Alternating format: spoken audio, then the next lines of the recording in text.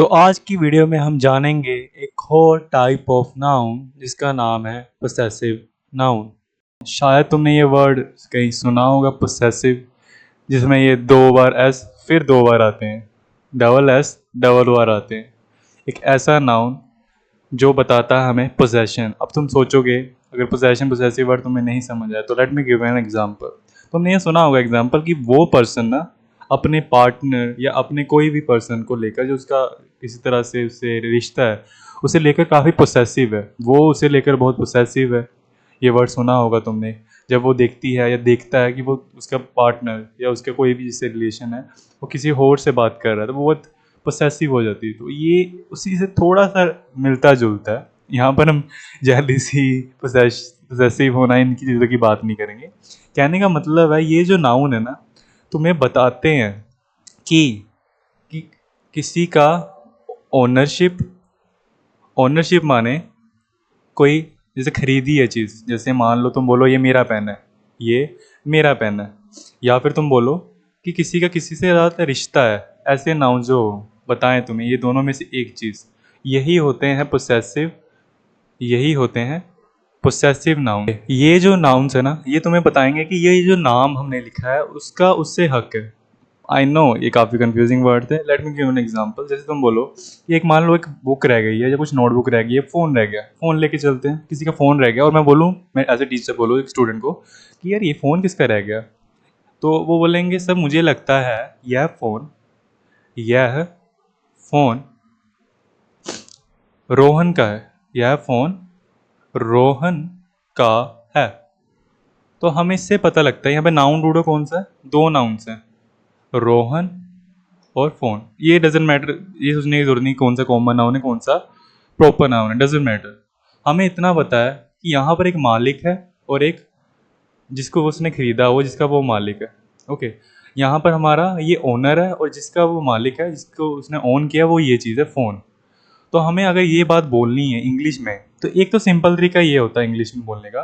इसी अगर इसको इंग्लिश में ट्रांसलेट करूँ, ये मैं सोचना अब कैसे बनाया, बस देखो इसको ट्रांसलेट करूँ इसी बात को, इसको एक तरह से ऐसे भी लिख सकता हूँ, दिस फोन इज ऑफ, इसका रोहन का है। ये भी बात सही है, ये पोसेसिव नाउन नहीं है। ओके, पोसेसिव नाउन को लिखने का तरीका थोड़ा अलग होता है और ये तरीका तुमने कहीं देखा भी होगा। ये तरीका अब देखना ध्यान से, अगर मैं ऐसे भी इस चीज़ को बोल सकता था, दिस इज, ये ऊपर वाली बात को ट्रांसलेट कर रहा हूँ जो ऊपर है, दिस इज रोहन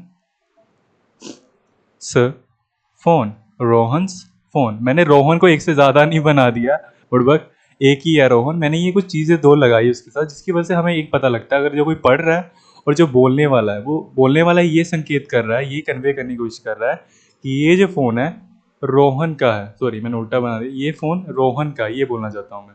किससे पता लगा? क्योंकि मैंने रोहन के बाद ये दो चीज़ें डाली, उससे पता लगा। ओके, बट सर आपने बोला था कि सिर्फ ओनरशिप नहीं, यहाँ तो ओनरशिप हो रहा है ना, मालिक जिसकी वो चीज़ है वो बता रहे हैं जो मालिक है और उसकी जो चीज़ है, बट रिश्तेदारी का कैसे? तो रिश्तेदारी का भी हो सकता है, जैसे कि मान लो किसी का वो छोटा भाई है, वो आया है, जो तुमने उसको देखा तो अकेला है, तुम्हें टेंशन है कि घूमना जाए, तो किसी ने, तुमने किसी से पूछा कि तुम जानते हो वो बच्चा कौन है, वो छोटा लड़का छोटा बच्चा कौन है, तो तुमने बोला हाँ वो तो अपने उसके सुरेश का भाई है, जो राकेश का भाई है, वो तो राकेश का भाई है, वो तो राकेश, मैंने सॉरी आर बड़ा है सर, प्रॉपर नाउन क्या कर रहे हो, राकेश में आर बड़ा आता है, तो शुरू से लिख देते हैं, वो तो राकेश का क्या है, भाई है। तो ध्यान से देखो, राकेश का भाई है। अब बताओ मुझे कि इस बात में भी क्या तुम्हें लगता नहीं यहाँ पोजेशन की बात हो रही है? मतलब राकेश ने अपने छोटे भाई, जो मतलब यहाँ भाई है जिसको गुम गया, उसको खरीदा नहीं है राकेश ने, बट हम ये तो बता रहे हैं ना इस भाई का किससे नाता है, किससे रिश्ता है, राकेश का। तो हम चाहे तो इसे भी पोसेसिव नाउन की तरह केस में मान सकते, पोसेसिव नाउन वाला केस। इसको भी हम जैसे यहाँ पर हमने लिखा था ना, जब बोला था कि ये फ़ोन रोहन का है, या फिर जैसे यहाँ ओफ लिखा है, ये पोसेसिव नाउन नहीं माना जाएगा। ये है ये वाली चीज़, जो इसको भी ऐसे लिख सकते हैं, जैसे दो तरीके हैं इसको लिखने के, जैसे ऊपर देखा, दैट इज ब्रदर ऑफ एक ये तरीका होता है, that is brother of Rakesh. हम ऐसा नहीं देख रहे, आज सीख रहे हैं, हम सीख रहे हैं वो एस वाला तरीका। कि ये कहीं को काफ़ी कन्फ्यूजन होती है और यही चीज़ सिखाना चाहता हूँ कि कैसे हम बताएं कि उस एस वाले तरीके से कि वो राकेश का भाई हो। ध्यान से देखो, मैं ऐसे लिखूंगा, दैट इज़। अब किसका भाई है पहले उसको लिखो। राकेश का है ना, राकेश का, राकेश का हम इसकी मदद से बता रहे, का राकेश का क्या है वो, ब्रदर। ऑफ वर्ड लगाने की जरूरत ही नहीं है। तो तुम्हें एक चीज समझ आई होगी, चाहे तुम रिश्ता बता रहे हो चाहे ओनरशिप बता रहे हो, बताने के लिए तुम ये दो वर्ड्स यूज कर सकते हो। वर्ड्स नहीं है, सॉरी, एक पंक्चुएशन, एक सिंबल है और एक लेटर है, एस। एस अल्फाबेट है। समझ आया? जब भी तुम्हें बताना हो कि एक नाउन, तुम नाम यूज करो। ध्यान से सुनो, नाम। ये नहीं कि मेरा पेन, मेरा फोन है, उसका फोन है, वो नहीं आते हैं, वो प्रनाउंस होते हैं, मेरा तेरा, उस वो नहीं पढ़ रहे, वो प्रनाउन में है चीजें। ठीक है, हम बोल रहे हैं कि जब हम नाम लेके बोले कि ये चीज उस बंदे की, उसका नाम लेके बोलें, उसकी है। जरूरी नहीं बंदा ही हो, कोई जगह या कोई चीज भी हो सकती है, बट हम बोल रहे हैं कि ये नाम की चीज है। जैसे यहाँ देखा हमने, हमने ये रोहन नाम लिया, बोला रोहन की वो चीज है। यहाँ पर क्या किया हमने, बोला नीचे वाले एग्जाम्पल में हमने बोला राकेश का वो भाई है। यहाँ रिलेशनशिप बताया, राइट। यहाँ पर हमने रिलेशनशिप बताया, मतलब ये भी एक तरह से पोजेशन है, हक की बात हो रही है ना एक तरह से, रिलेशनशिप की, वो उसका है। और यहाँ पर भी हमने, यहाँ पर रिलेशनशिप नहीं, हमने ओनरशिप बताई। तो पता लगा मालिकाना हक या रिश्तेदारी, ऐसी चीज़ें बतानी हो तो तुम पोसेसिव नाउन वाले तरीके से चीज़ें लिख सकते हो। तो कैसे, एक बार क्लियर बता देता हूँ तुम्हें क्या रूल है लिखने का इसे। जब भी तुम्हें पोसेसिव नाउन बताना हो तो हमेशा लास्ट में ऐड कर दो। लास्ट में किसके ऐड करना, बट ये भी क्लियर होना चाहिए, जिसका है। अब जिसकी कोई चीज़ है या जिसका भाई बहन कोई रिश्ता है, जिसका है, जिसका बोल रहे हैं हम ये उसका है, ये उसका भाई है, ये उसकी चीज़ है, जिसका है, उसके लास्ट में क्या करो, ऐड करो। ये रूल है, ये स्पेलिंग रूल्स है, और बोलते टाइम भी है, क्योंकि बोलते टाइम में एस की आवाज़ तो निकलेगी ना। जिसका है मतलब जो ओनर है या जिसके साथ रिश्तेदारी, उसके लास्ट में क्या करो, उसके लास्ट में अपोस्ट्रोफी। अब मैं बताऊंगा अपोस्ट्रोफी क्या है, तुमने शायद समझ नहीं आया मैंने क्या बोला, ना सही बोला। अपोस्ट्रोफी मतलब, इसको अंदर लिखते हैं ऐसे, इस मार्कर से। ये जो तुमने साइन देखा था, थोड़ा सा अजीब लग रहा होगा, कहीं इसको उल्टा कोमा बोल देते हैं या इन्वर्टेड कोमा बोलते हैं, पर ये इसका नाम नहीं है। इसका नाम कुछ और होता है, यहाँ मैं नीचे भी लिख देता हूँ इसको। इसका नाम कुछ और होता है, ये चीज़ का, ये ऊपर लगता है, जैसे ए यहाँ पर इसके ऊपर लगेगा। ये जो चीज़ है ना, इसको हम बोलते हैं अपोस ट्रॉफी। तुम्हें एक कहानी, एक फ़नी केस बताता हूँ कि मुझे ना 12th तक, अगर तुमने पहली बार सुना ना चीज़, तो काफ़ी प्राउड होने वाली चीज़ है अगर तुम्हें पता समझ आ गई, इतनी नॉलेज मिल गई। क्योंकि मुझे भी ना, ये मैं सोचना कि यार मुझे तो पता नहीं था। खुश होने वाली बात है, कैसे कि जो तुम्हें अभी पढ़ा रहा पर्सन, मैं जब 12th कर भी ली थी ना, उसके आई थिंक आधे साल बाद भी, 1 साल बाद भी कुछ लिख रहा था, और तब तक ये मैंने साइन देखा था, बट उसका इसका रीज़न मुझे भी नहीं पता था क्यों यूज़ करते हैं, ना ये पता था ये पोसेसिव नाउन्स में यूज़ होता है बताते टाइम।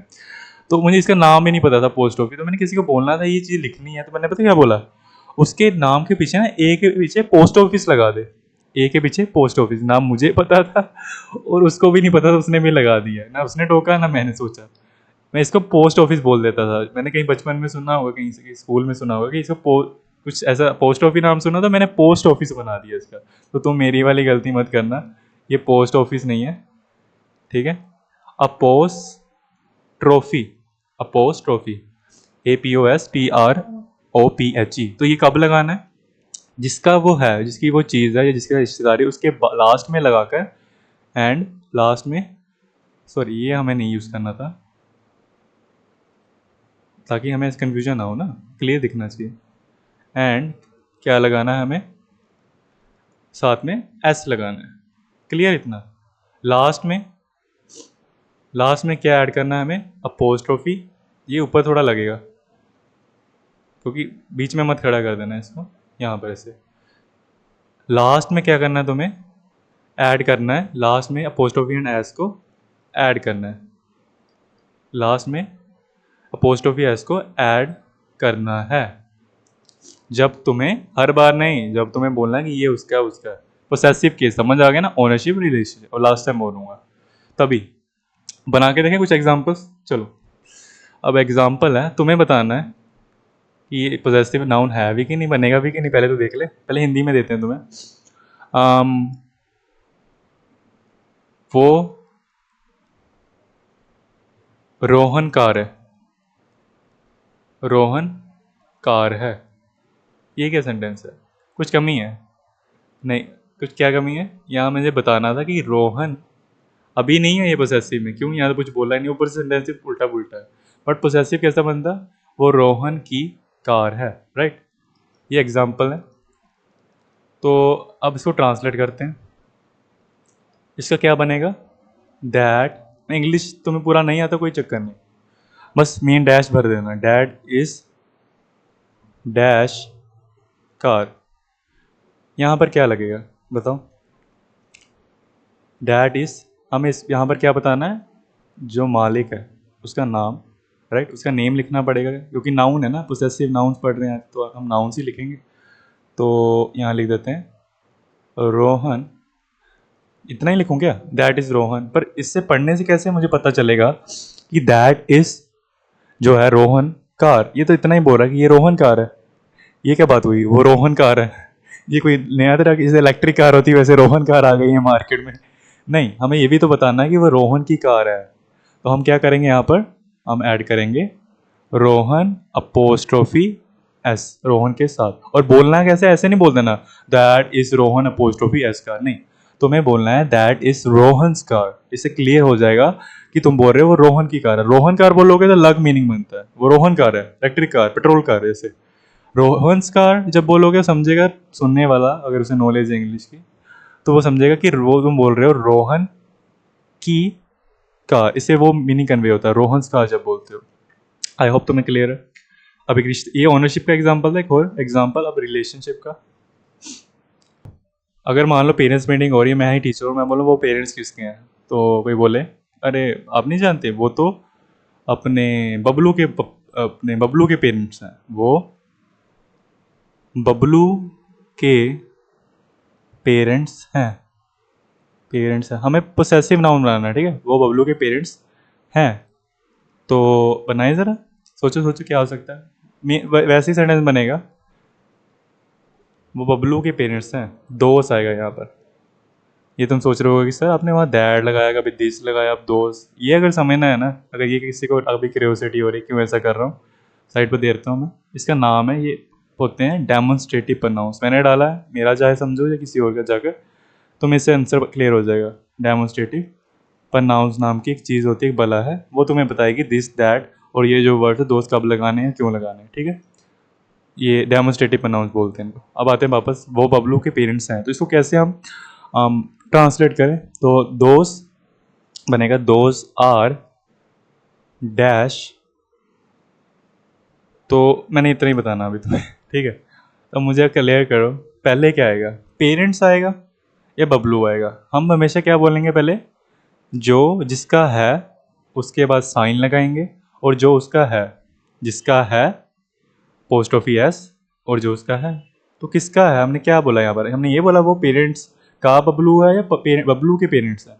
हमने ये तो नहीं बोला वो उन पेरेंट्स का बच्चा है बबलू, हमने बोला बबलू के पेरेंट्स, वो बबलू के पेरेंट्स है। तो पहले जो है, जिसका है, उसको लिखेंगे बबलू। सॉरी, क्या करते हो सर? बबलू, तुम क्या करवा रहे हो मुझसे? ठीक है, टेढ़ा मेढ़ा हो गया, चलेगा। वो बबलू के पेरेंट्स हैं, बबलू। अब यहाँ के तो लिख नहीं सकते, तो हम क्या करेंगे? ये मेन चीज़, इसको अलग से लिखता हूँ, बबलूस, ठीक है? ये नहीं कभी भूलना। अब क्या है उनके, बबलू के क्या है वो? पेरेंट्स, बबलू के पेरेंट्स हैं। यहाँ है नहीं लिखना, हम तो इंग्लिश में लिख रहे पागलो। वो बबलू के पेरेंट्स हैं, दोस्त आर बबलूस पेरेंट, बिल्कुल करेक्ट इंग्लिश है भाई। तो अभी तक इतना समझ आया कि पोसेसिव नाउन सॉरी क्या होते हैं, और जब नाम का हमें क्या बताना है, हमने ऊपर देखा था अभी, ओनरशिप एंड रिलेशनशिप कैसे बताना है, रूल क्या बोलता है? जिसका है उसके लास्ट में लगाओ अपोस्ट्रोफी एस, बस यही कहानी है। उसके बाद जो है उसका, उसको लास्ट में लिख दो। अब एक चीज़ है, ये लेक्चर ऑलमोस्ट, ये वीडियो, ये टॉपिक पूरा कवर हो चुका है, बट एक चीज़ अगर तुमने ये नहीं की ना, तुम ये पोसेसिव नाउन्स यूज़ करते समय कभी शायद 10% चांसेस है आउट ऑफ 100 कि तुम ये गलती कर सकते हो। क्या है देखो, वैसे तो मैंने बोला था कि लास्ट में हमेशा, लास्ट में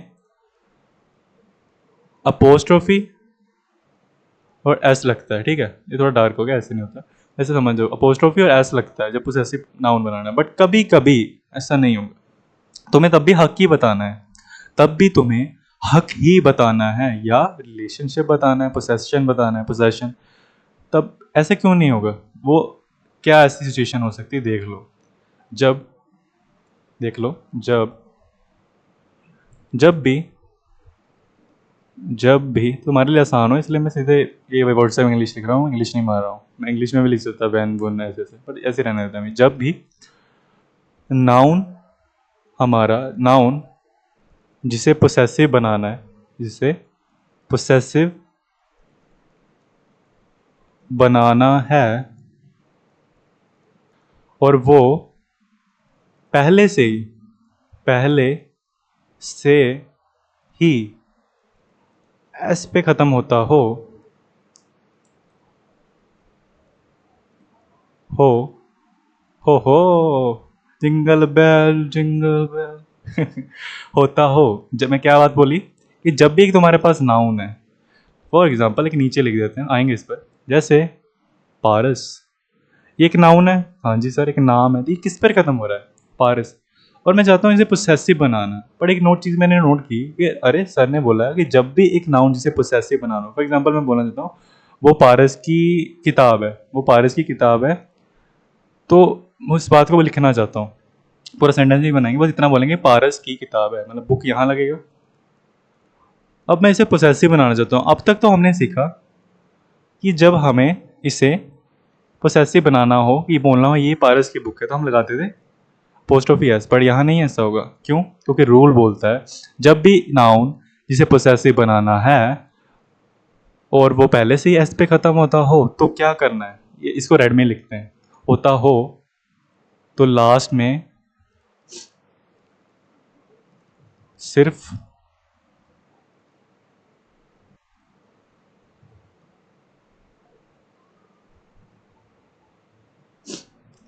तो लास्ट में सिर्फ अपोस्ट्रोफी क्या करो, लिखो, और कुछ लिखने की जरूरत नहीं, एस को भूल जाओ।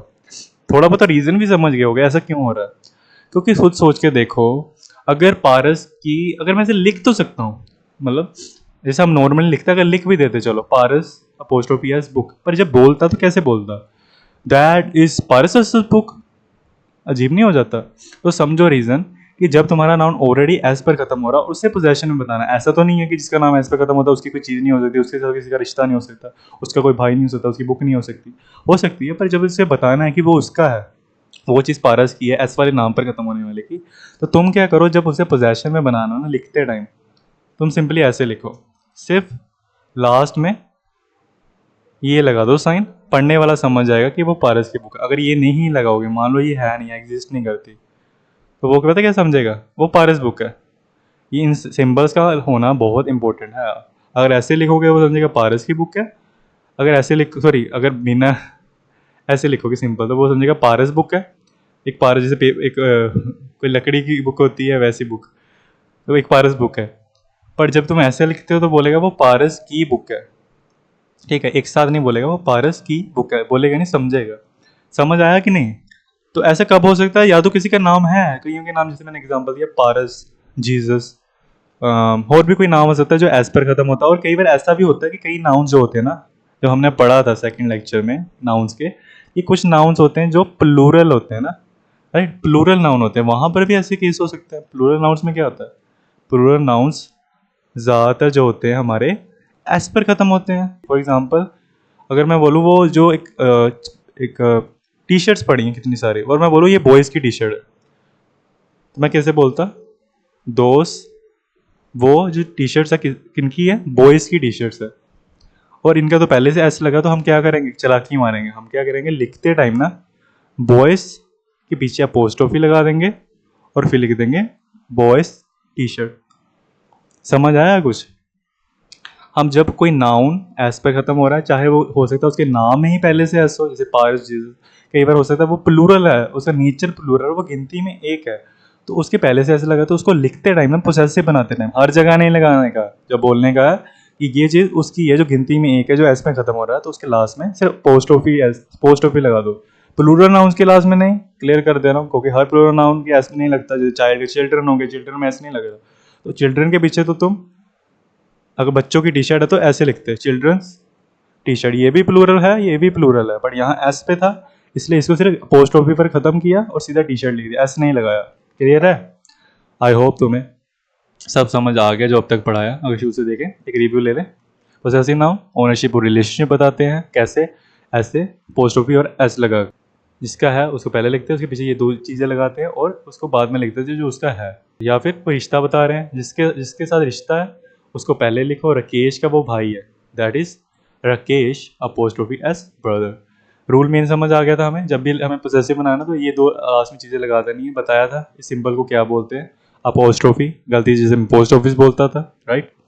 और पर कुछ ऐसी सिचुएशंस आ सकती हैं जहाँ पर सिर्फ तुम्हें पोस्ट ऑफिस ही लगाना पड़े, पोसेसिव बताते रहे, वो तब होंगी जब पहले से ही, जब उस नाउन के पहले से ही एस लगा हो लास्ट में। कैसे? जैसे यहाँ पारस है, उसके लास्ट में एस लगा था ऑलरेडी, और कोई प्लूरल नाउन्स होते हैं जैसे बॉयज़ गर्ल्स, उनके अलग कोई बताना कि उनकी कोई चीज़ है, किसी गिनती वाले ज़्यादा और एस पे खत्म हो रहे हैं, उनके लास्ट में ये चीज़ कर दो। आई होप तुम्हें क्लियर है सब पोसेसिव नाउन के बारे में। स्पेलिंग में भी काफ़ी काम की चीज़ है, और हमारे बोलते टाइम भी, क्योंकि तब ऐसे तो बोलना पड़ेगा तुम्हें।